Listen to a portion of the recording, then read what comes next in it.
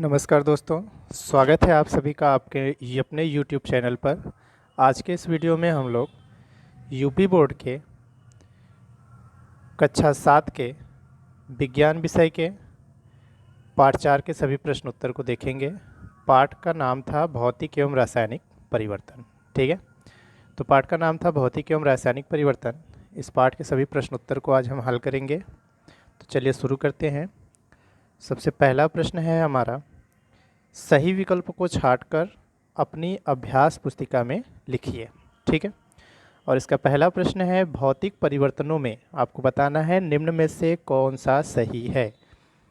अ है पदार्थ के कणों में परिवर्तन होता है, ब है पदार्थ के कणों में कोई परिवर्तन नहीं होता है, स है नया पदार्थ बन जाता है, और द है कोई परिवर्तन नहीं होता है। ठीक है, तो यह 4 ऑप्शंस है, आपको इसमें से सही ऑप्शंस बताना है कि क्या होगा। तो आपने पढ़ा था भौतिक परिवर्तनों में पदार्थ के कणों में कोई परिवर्तन नहीं होता है, ठीक है, और ना ही कोई नया पदार्थ बनता है। ठीक है, तो इसलिए जो हमारा सही उत्तर हो जाएगा इसका, वह हो जाएगा हमारा द कोई परिवर्तन नहीं होता है।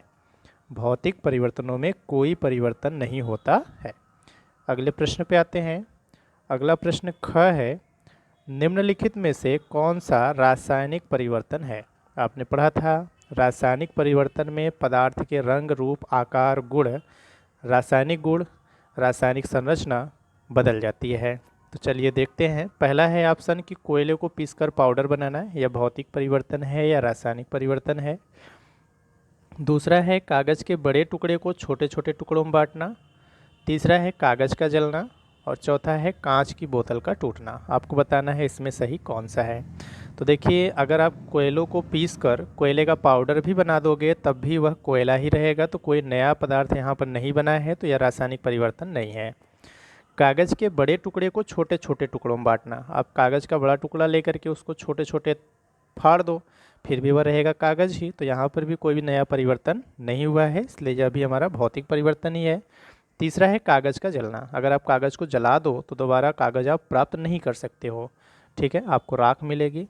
तो यह हमारा कौन सा परिवर्तन हो जाएगा, रासायनिक परिवर्तन। चौथा ऑप्शन है कांच की बोतल का टूटना, तो अगर कांच की बोतल टूटती है तो जो टूटा हुआ रहेगा वह भी आपका कांच ही रहेगा। ठीक है, तो इसलिए यह भी हमारा भौतिक परिवर्तन है। तो 3 चीज़ें आपका, कोयले को पीसकर पाउडर बनाना, कागज़ के बड़े बड़े टुकड़े को छोटे छोटे टुकड़ों में बांटना, कांच की बोतल टूटना, यह भौतिक परिवर्तन है, और कागज़ का जलना यह हमारा सही है, रासायनिक परिवर्तन।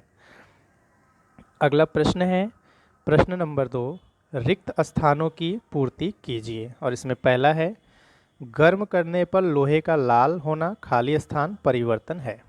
अब अगर हम लोहा गर्म करते हैं तो उसका जो रंग है वह बदल जाता है। ठीक है, जो पहले लोहा जो था मटमैला रंग का रहता है या जिस भी रंग का, भूरे रंग का, तो उसको जब हम बहुत ज़्यादा लाल करते हैं तो वह बिल्कुल रेड यानी बहुत ही आग की तरह लाल हो जाता है।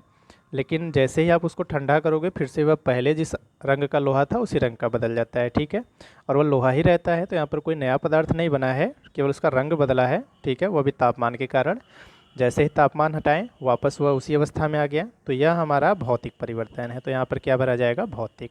गर्म करने पर लोहे का लाल होना भौतिक परिवर्तन होता है।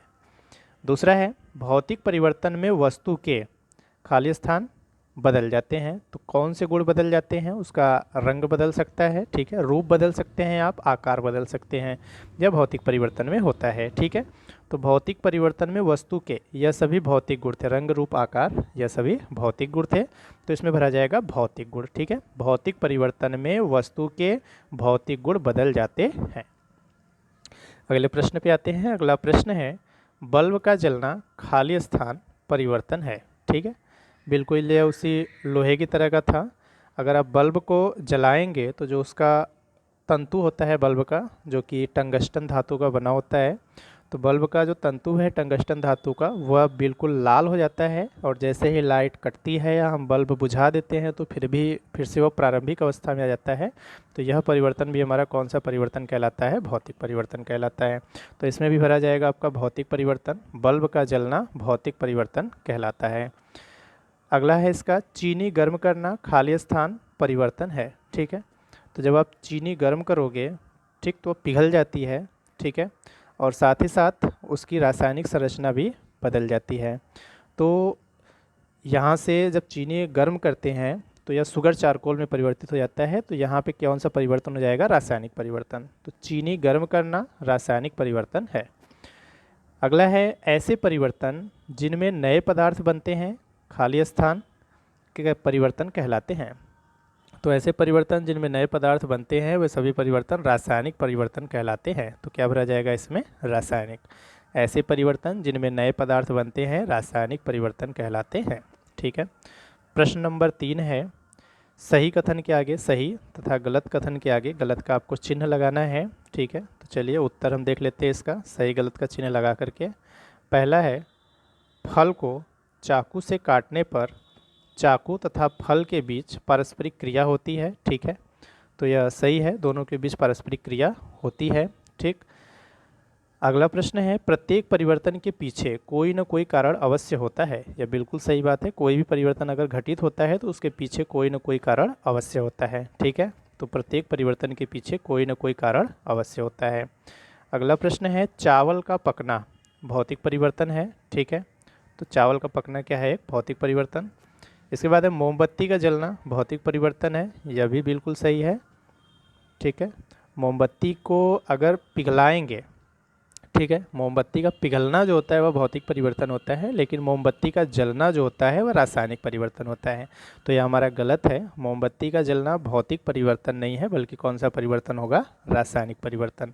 अगर यहीं पर रहता आपका मोमबत्ती का पिघलना भौतिक परिवर्तन है, ठीक है, तो वह सही रहता। तो यह क्या होगा? गलत होगा। अगला है, कागज़ का जलना रासायनिक परिवर्तन है। ठीक है, तो यह बिल्कुल सही है, कागज़ का जलना जो होता है वह रासायनिक परिवर्तन ही होता है। ठीक है, चलिए अगले प्रश्न पे आते हैं। अच्छा, इसको ध्यान दीजिएगा, यह जो चावल का पकना भौतिक परिवर्तन है, यह कई जगह पे गलत निशान लगाया गया है कि चावल का पकना जो है वह भौतिक परिवर्तन नहीं है, बल्कि कैसा परिवर्तन है? रासायनिक परिवर्तन। ठीक है, चलिए आगे बढ़ते हैं। प्रश्न नंबर 4 है, निम्नलिखित प्रक्रमों के अंतर्गत होने वाले परिवर्तनों को भौतिक तथा रासायनिक परिवर्तन के रूप में वर्गीकृत कीजिए। यानी आपको बताना है इनमें से कौन सा भौतिक परिवर्तन है और कौन सा रासायनिक परिवर्तन है। ठीक है, तो चलिए हम इसका उत्तर देख लेते हैं और इसको छाट करके अलग अलग कर लेते हैं कि इसमें से कौन सा भौतिक परिवर्तन है और कौन सा रासायनिक परिवर्तन। सबसे पहला है हमारा कोयले का जलना। तो आपको बताना है कोयले का जलना जो है वह कैसा परिवर्तन है। तो देखिए, कोयले को जब आपको पीस कर पाउडर बना दे रहे थे तो वो भौतिक परिवर्तन था, लेकिन अगर आप उसको जलाओगे तो वह कौन सा परिवर्तन हो जाएगा? रासायनिक परिवर्तन। तो कोयले का जलना रासायनिक परिवर्तन हो गया। दूसरा है, एल्यूमिनियम के टुकड़े को पीट कर उसको पतला बनाना। ठीक है, यह आपका है भौतिक परिवर्तन। ठीक है, एल्यूमिनियम के टुकड़े को आप पीट कर चादर बना दो या कुछ भी कर दो, ठीक है, तो यह आपका भौतिक परिवर्तन होता है। यह हो गया। एल्यूमिनियम का संकेत क्या होता है? तो एल्यूमिनियम का संकेत होता है Al। ठीक, और इसी में आपने पढ़ा था आघातवर्धनीयता के बारे में। आगे है, भोजन का पाचन रासायनिक परिवर्तन है। तो बिल्कुल सही बात है, भोजन का जो पाचन होता है वह हमारा कैसा परिवर्तन है? रासायनिक परिवर्तन। ठीक है, तो यह हमारा रासायनिक परिवर्तन हो गया। इसके बाद है, जल में शक्कर को घोलना। तो यह हमारा कैसा परिवर्तन है? भौतिक परिवर्तन। आप फिर से उसको वाष्पित करके पानी को भाप बनाकर उड़ा देंगे और वापस से शक्कर आप प्राप्त कर सकते हैं। तो यह भी हमारा कैसा परिवर्तन रहेगा? भौतिक परिवर्तन। अगर आप उस तरह से नहीं लिखना चाहते हैं तो इस तरह से कॉलम बना करके हेडिंग लिख करके लिख सकते हैं। एक हेडिंग आप बना लीजिए रासायनिक परिवर्तन का और दूसरा आपका क्या हो जाएगा? भौतिक परिवर्तन का। रासायनिक परिवर्तन के अंतर्गत आपका क्या क्या आता था? कोयले का जलना, भोजन का पाचन, यह रासायनिक परिवर्तन के अंतर्गत आ गया। और भौतिक परिवर्तन के अंदर क्या आ रहा था? एल्यूमिनियम के टुकड़े को पीटकर उसको पतला बनाना और जल में शक्कर को घोलना। यह हमारा 2 भौतिक परिवर्तन था। ठीक है, चलिए अगले प्रश्न पे चलते हैं। प्रश्न नंबर 5 है, निम्नलिखित प्रश्नों के उत्तर दीजिए। प्रश्न दिया है, आपको इसका उत्तर बताना है। पहला प्रश्न है इसका, परिवर्तन कितने प्रकार के होते हैं? तो आपने पढ़ा था परिवर्तन 2 प्रकार के होते हैं। ठीक है, पहला है भौतिक परिवर्तन और दूसरा है रासायनिक परिवर्तन। तो इसका उत्तर हो गया, परिवर्तन 2 प्रकार के होते हैं, भौतिक परिवर्तन और रासायनिक परिवर्तन। ठीक है, अगले प्रश्न पर चलते हैं। अगला प्रश्न है हमारा प्रश्न नंबर 5 का ख, कच्चे आम का पकना कौन सा परिवर्तन है तथा क्यों? ठीक है, आपको यह बताना है कि कच्चे आम का पकना कौन सा परिवर्तन है और वह क्यों है। तो कच्चे आम का पकना जो है वह रासायनिक परिवर्तन है, ठीक, क्योंकि एक बार आम के पकने पर दोबारा उसे कच्चा नहीं किया जा सकता है। ठीक है, कच्चे आम का पकना रासायनिक परिवर्तन है क्योंकि एक बार आम के पकने पर दोबारा उसे कच्चा नहीं किया जा सकता है। तो यह हमारा कौन सा परिवर्तन है, रासायनिक परिवर्तन। समझ में आ गया। अच्छा ठीक, चलिए अगले प्रश्न पे चलते हैं। अगला प्रश्न है हमारा प्रश्न नंबर 5 का ग। आपको बताना है भौतिक तथा रासायनिक परिवर्तन के अंतर को उदाहरण सहित समझाइए। ठीक है, देखिए इसका थोड़ा सा लंबा उत्तर है, आप छोटे में भी लिख सकते हो, चलेगा। ठीक है, केवल भौतिक परिवर्तन की उदाहरण क्या होती है, वह परिवर्तन जिसमें परिवर्तन के पश्चात पदार्थ को पुनः पूर्व अवस्था में प्राप्त किया जा सके, भौतिक परिवर्तन कहलाता है। ठीक है, भौतिक परिवर्तन वह परिवर्तन जिसमें परिवर्तन के पश्चात यानी परिवर्तन के बाद पदार्थ को फिर से वापस पूर्व की अवस्था में यानी जिस अवस्था में वह था उस अवस्था में प्राप्त किया जा सके, तो वह परिवर्तन भौतिक परिवर्तन कहलाता है। ठीक है, इतना भी लिख लेंगे चलेगा। थोड़ा और ज़्यादा लिखना चाहते हैं तो आप उसमें यह भी लिख सकते हैं कि इसमें परिवर्तन के पश्चात कोई नया पदार्थ नहीं बनता, बस उसके भौतिक गुणों में परिवर्तन आ जाता है। ठीक है, और जब भौतिक परिवर्तन अस्थायी होता है, जिसके कारण परिवर्तन हुआ है, जब तक वह कारण है तभी तक वह परिवर्तन रहेगा, जैसे ही उस कारण को हटा लेंगे परिवर्तन भी समाप्त हो जाएगा। ठीक है, जैसे इसका उदाहरण क्या है कि गर्म करने पर लोहा जो होता है वह लाल तप्त हो जाता है और जैसे ही उसे आप ठंडा करोगे वापस से फिर से वो प्रारंभिक रूप में आ जाता है। तो यह हमारा कौन सा परिवर्तन हो गया, भौतिक परिवर्तन। इसी में आपको लिखना था रासायनिक परिवर्तन के बारे में, तो अगला हेडिंग हो जाएगा आपका रासायनिक परिवर्तन। ठीक है, चलिए परिभाषा देख लेते हैं इसकी रासायनिक परिवर्तन का। तो वह परिवर्तन जिसमें परिवर्तन के पश्चात पदार्थों को पुनः पूर्व अवस्था में प्राप्त ना किया जा सके, रासायनिक परिवर्तन कहलाता है। ठीक है, इसमें नया पदार्थ बनता है और यह अस्थायी होता है। तो रासायनिक परिवर्तन का मतलब क्या हुआ कि वह परिवर्तन जिसमें अगर परिवर्तन हो गया और उसके बाद फिर से आप पहले वाला पदार्थ उससे नहीं प्राप्त कर सकते हैं, यानी पूर्व अवस्था में आप नहीं ला सकते हैं, तो यह परिवर्तन रासायनिक परिवर्तन कहलाता है। इसमें नया पदार्थ बनता है यानी एक नया पदार्थ बन जाता है और यह अस्थायी होता है, जिसके कारण यह परिवर्तन हुआ है वापस से वह कारण अगर आ जाए या उस कारण को आप हटा दें तो फिर से आप दोबारा वही पदार्थ प्राप्त नहीं कर सकते हैं, यानी यह अस्थायी होता है। और परिवर्तन के पश्चात पदार्थ के जो भौतिक और रासायनिक गुण होते हैं वह दोनों क्या करते हैं, बदल जाते हैं। ठीक है, पदार्थ के भौतिक और रासायनिक गुण दोनों क्या करते हैं, बदल जाते हैं। जैसे इसका उदाहरण क्या हो गया, तो इसका उदाहरण हो गया आपका दूध से दही का बनना। ठीक, अगर दूध जो होता है एक बार द्रव अवस्था में रहता है, ठीक, और इसके बाद यह मीठा होता है, जैसे ही यह दही में बदल जाता है तो इसका गुण रंग रूप बदल जाता है, अर्ध ठोस हो जाता है और खट्टापन आ जाता है इसमें, फिर से आप दही से दोबारा दूध प्राप्त नहीं कर सकते हैं। ठीक है, तो इसका रंग रूप आकार सब कुछ बदल गया, रासायनिक गुण बदल गए। ठीक है, तो यह हमारा कैसा परिवर्तन हो जाएगा, रासायनिक परिवर्तन। आशा है समझ में आ गया होगा आपको भौतिक और रासायनिक परिवर्तन के बारे में। ठीक है, चलिए अगले प्रश्न पे चलते हैं। प्रश्न नंबर घ है इसका, उष्मा अवशोषित होने वाले दो परिवर्तनों के नाम लिखिए, यानी दो ऐसे परिवर्तन आपको बताने हैं जिसमें उष्मा का अवशोषण होता है। ठीक है, तो उष्मा अवशोषित होने वाले दो परिवर्तन निम्न है। पहला है 2mg प्लस O2 बराबर 2mgO। ठीक है, पहला परिवर्तन हो गया। दूसरा MgO प्लस H2O यानी जल के साथ अभिक्रिया, तो आपका बनता है मैग्नीशियम हाइड्रोक्साइड यानी EmgOH का ट्वाइस। तो यह दोनों परिवर्तन जो हैं आपके उष्मा अवशोषित करने वाले परिवर्तन हैं। ठीक है, चलिए अगले प्रश्न पे चलते हैं। अगला प्रश्न है हमारा प्रश्न नंबर अंग, क्रिस्टलीकरण से आप क्या समझते हैं, फिटकिरी से क्रिस्टल कैसे बनाएंगे। तो इसका उत्तर थोड़ा सा आपका बड़ा होगा। ठीक है, तो ध्यान से देखिएगा। प्रश्न है क्रिस्टलीकरण से आप क्या समझते हैं, तो सबसे पहले तो आप क्रिस्टलीकरण की परिभाषा देंगे, उसके बाद आपको बताना है कि फिटकरी से आप क्रिस्टल कैसे बनाएंगे, तो ये आपको यह बनाना है। तो याद करने पर आप ध्यान कम दीजिएगा, इसको समझ लेंगे तो बड़े आसानी से कर सकते हैं, नहीं तो बड़ा क्वेश्चंस रहेगा, याद करना बड़ा मुश्किल हो जाएगा। तो सबसे पहले क्रिस्टलीकरण से आप क्या समझते हैं, तो किसी पदार्थ के शुद्ध तथा बड़े माप के क्रिस्टल उसके विलयन से प्राप्त किए जा सकते हैं। ठीक है, किसी पदार्थ के शुद्ध तथा बड़े माप के यानी बड़े आकार के क्रिस्टल उसके विलयन से प्राप्त किए जा सकते हैं। और यह जो प्राप्त किए जाने की प्रक्रिया होगी, इसी प्रक्रिया को कहते हैं क्रिस्टलीकरण। ठीक है, तो किसी पदार्थ के शुद्ध तथा बड़े माप के क्रिस्टल उसके विलयन से प्राप्त किए जा सकते हैं, यह प्रक्रिया क्रिस्टलीकरण कहलाती है। क्रिस्टलीकरण की परिभाषा होगी इतना। अब आगे आपको फिटकरी के क्रिस्टल बनाने की विधि, कैसे तैयार करेंगे फिटकरी का क्रिस्टल, यह देखना है। ठीक है, तो चलिए बताते हैं आपको, ध्यान से स्टेप बाय स्टेप समझेंगे, याद हो जाएगा। हेडिंग रहेगा आपका फिटकरी का क्रिस्टलीकरण करने की विधि। करना क्या है आपको, एक बीकर में आधे भाग तक पहले पानी ले लेना है। ठीक है, पानी क्यों लेंगे, उसमें हमें फिटकरी को घोलना है इसलिए। ठीक है, तो एक बीकर में आधे भाग तक पानी लेकर उसमें फिटकरी घोलें। तो एक समय ऐसा आएगा कि उसमें फिटकरी घुलना क्या करेगा, बंद कर देगा। ठीक है, साधारण रूप से। लेकिन जैसे ही आप उसका ताप बढ़ाओगे तो और फिटकरी घुलने लगेगी। तो आगे वही आपको करना है। तो एक बीकर में आधे भाग तक पानी लेकर उसमें फिटकरी घोलें। जब घुलना बंद हो जाए तो गर्म करके पुनः फिटकरी घोलकर संतृप्त विलयन प्राप्त कर लें। संतृप्त विलयन का मतलब क्या हुआ कि वैसे जब आप फिटकरी घोलोगे तो बिना तापमान दिए यानी बिना गर्म किए तो एक समय ऐसा आएगा कि फिटकरी घुलना बंद हो जाएगा। लेकिन जब आप उसका तापमान बढ़ाओगे तो एक समय ऐसा आएगा कि फिटकरी और घुलने लगेगी। लेकिन उसके बाद भी घोलते घोलते एक समय ऐसा आएगा कि अगर आप फिटकरी और ज़्यादा घोलना चाहें तो घुलना बंद कर देता है। तो वही विलयन हो जाता है संतृप्त विलयन। संतृप्त विलयन यानी और अधिक उसमें किसी चीज़ को आप न घोल सको। ठीक है, तो यह हो गया आपका संतृप्त विलयन। तो फिटकरी घोलकर संतृप्त विलयन प्राप्त कर लें।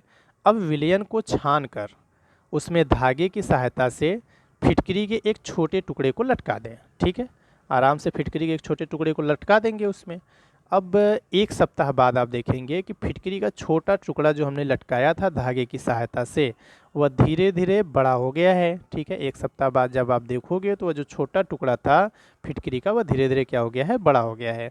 इस बड़े टुकड़े को तोड़कर आप फिटकरी के छोटे छोटे क्रिस्टल प्राप्त कर सकते हैं।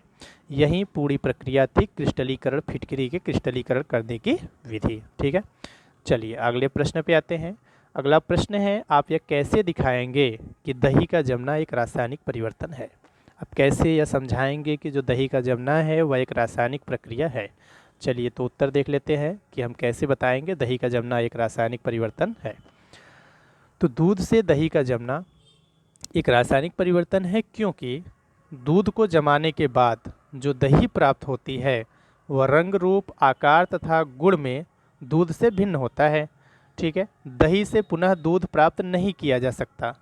दूध को दही में परिवर्तन जो होता है वह अस्थायी परिवर्तन होता है। इसी कारण दूध का दही जमना एक रासायनिक परिवर्तन है। ठीक है, तो यह इसका उत्तर हो गया कि दूध से दही का जमना एक रासायनिक परिवर्तन है, क्योंकि दूध को जमाने के बाद जो आपको दही प्राप्त होगी वह रंग, रूप, आकार और गुण में दूध से भिन्न होता है।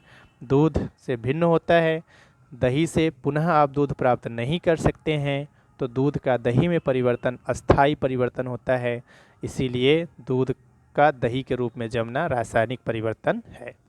अगले प्रश्न पे आते हैं। प्रश्न नंबर 7 है, कॉपर सल्फेट के क्रिस्टल कैसे बनाते हैं, उसका वर्णन कीजिए। अगर आपने अभी सीखा था फिटकरी के क्रिस्टल बनाने तो ज़रूर यह आपको आसानी से आ जाएगा। चलिए देखते हैं क्या करना है। एक बीकर में लगभग 1 कप पानी लें। ठीक है, एक बीकर में आपको क्या करना है, लगभग 1 कप पानी लेना है। इसमें कुछ बूंद सल्फ्यूरिक अम्ल की डालें। ठीक है, इसमें आप क्या करेंगे, कुछ बूंदे सल्फ्यूरिक अम्ल की डालेंगे। सल्फ्यूरिक अम्ल का सूत्र होता है H2SO4। अब जल को गर्म करें। जो आप पानी लिए थे बीकर में उसमें सल्फ्यूरिक अम्ल की कुछ बूंदे डालें। अब उसको क्या करना है, गर्म करना है। जब यह उबलना प्रारंभ कर दे तो उसमें कॉपर सल्फेट का चूर्ण डालते जाएं और चम्मच की सहायता से घोलते जाएं।